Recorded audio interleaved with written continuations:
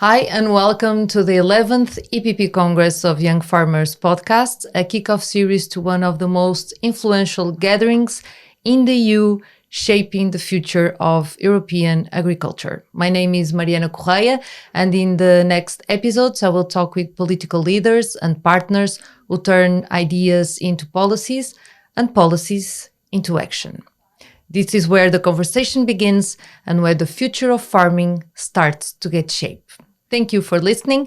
I will start now to introduce my today's guest. She is the Senior Director of Government Relations for European at McDonald's, an expert in corporate communication and sustainability with a big passion for building partnership between business and farmers.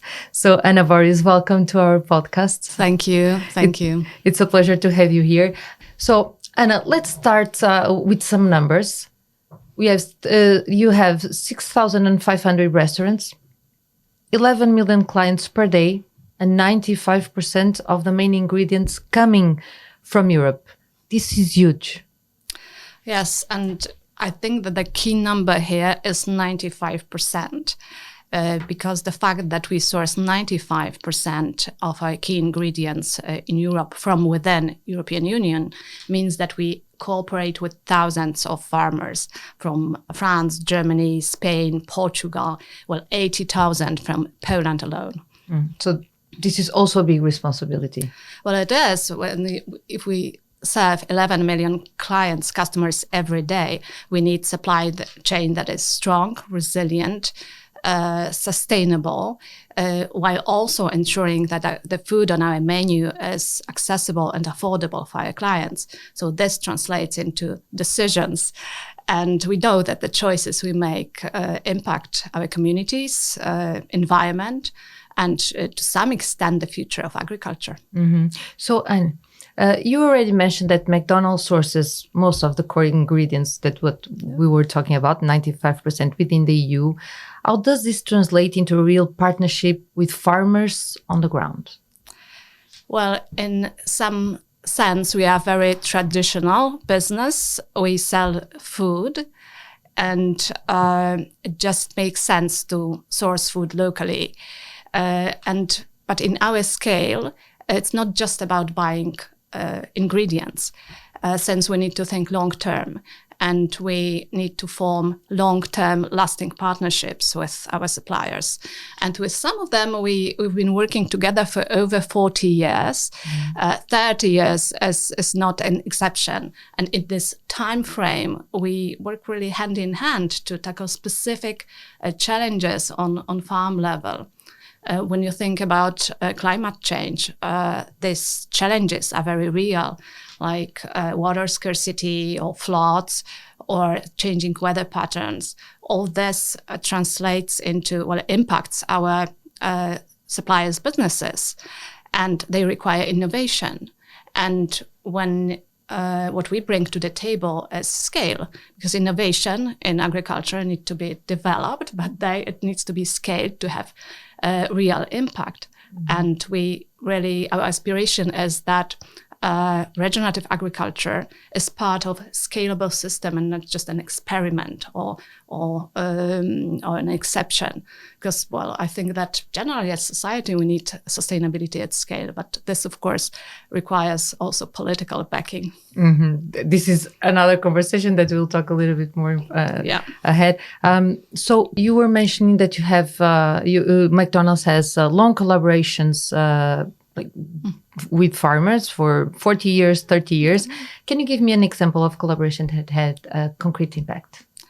Well, our approach is twofold. First, equipping farmers with resources they need as we collectively learn, adopt, and scale innovations in agriculture and regenerative practices. And secondly, aiming to de-risk the financial burden of implementing those practices. And there are examples are many. I've just came back from Dublin, so I will start with Ireland. In Ireland, we have our Activate program with our beef supplier, Dawn Meats, where we offer payments to farmers who reduce emissions. And we have now 50 farms in the program. We are in the process of recruiting 150, so it will be 200. And we invested 4.4 million euros in the program. And I've just visited one of those farms in the program and was really impressed with the level of awareness there.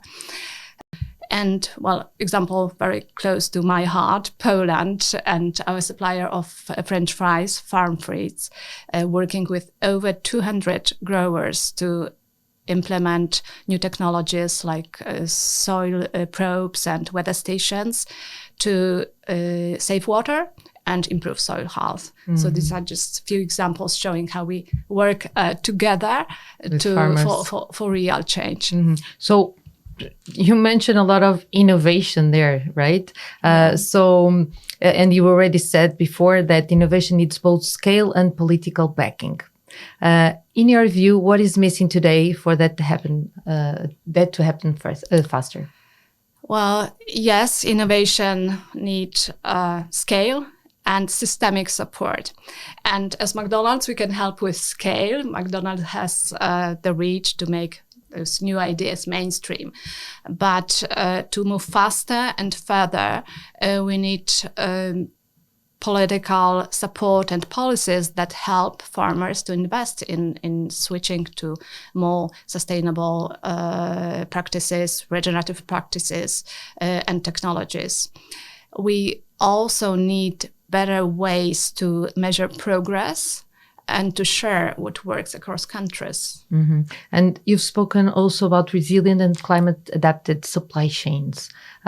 Why is that important? Well, with global population growing, we need to find better ways to feed more people in a sustainable way. And a resilient, climate-adapted supply chain means that farmers can still keep producing food when the weather changes or resources are tight. So we need to protect water and we need to protect soil, biodiversity. And that's very important for what we are talking about, adapted supply chain, especially in Europe that wants to be independent. Well, you asked why it's important. Well, if we don't adapt, we risk losing ability to feed people reliably and affordably. Mm-hmm. And do you believe that Brussels listens enough what's happening in the field? Well, I think there is progress, but it's so important that there is always room for improvement. And I think what we need are policies that are based on input from farmers who really know realities on the ground. So we need probably more dialogue and practical feedback from those actually working the land. Mm-hmm. And what would make that dialogue more grounded? Well, maybe more initiatives like the Congress. So bringing farmers and policymakers together more often, creating formats that would facilitate and animate these conversations, to make sure that policies are really based on data, on real feedback, practical feedback from farmers. So pilot projects, farmers fora, and constant practical feedback. So there's a lot of things to be done, right? So is there something Brussels could unlock with one smarter decision? Yes, make it easier for farmers to access funding for regenerative practices and technologies. Also streamlining regulations and supporting innovation. Mm-hmm. And let's talk about a little bit of the Congress, because it's what brings us here also. McDonald's is one of the partners of this EPP Congress. What made McDonald's decide to support it? Okay. It's a third time we chose to support the EPP Congress of European Young Farmers. And we decided it because we believe that young farmers are at the heart of shaping the future of food and farming in Europe. The Congress is such a unique platform for farmers to share their ideas, their energy, their commitment. And these are ingredients that we really need to build resilient food systems in Europe. And also for us, by engaging with farmers, with policymakers, and with other industry leaders, we can learn, we can discuss, and we can collaborate on practical new solutions. Mm-hmm. And if you could send one message directly to young farmers across Europe, what would you want them to hear from you? I would say your work matters more than ever. You are not just growing food, you are shaping the future of farming, of agriculture, and of our planet. And we need your energy, we need your ideas, we need your leadership. And McDonald's is proud to stand with you, and we are here to support you. That's a very nice message to end our program. Thank you, Anna. But before we go, I would like to ask you if you could just answer some quick questions, like this or that, Okay. to see to get to know you a little bit better. Okay. Okay. So are you ready? Sure. So Anna, what do you prefer, meat or fish? Oh, meat, definitely. Red or white wine? Water. Sustainability targets or supply chain stability? Both. Policy drafting or policy negotiating?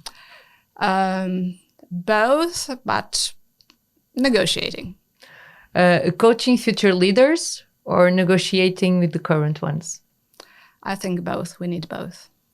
And to finish, this is very difficult. Big Mac or McChicken? Big Mac. It's an easy one. Thank you, Anna, for your time. It was a pleasure to have you Thank you. here. And thank you for listening. Don't forget that the Congress takes place on the 19th of November at the European Parliament. You can follow the updates on the social media, and you can register if you would like to attend. Have a great day. See you soon.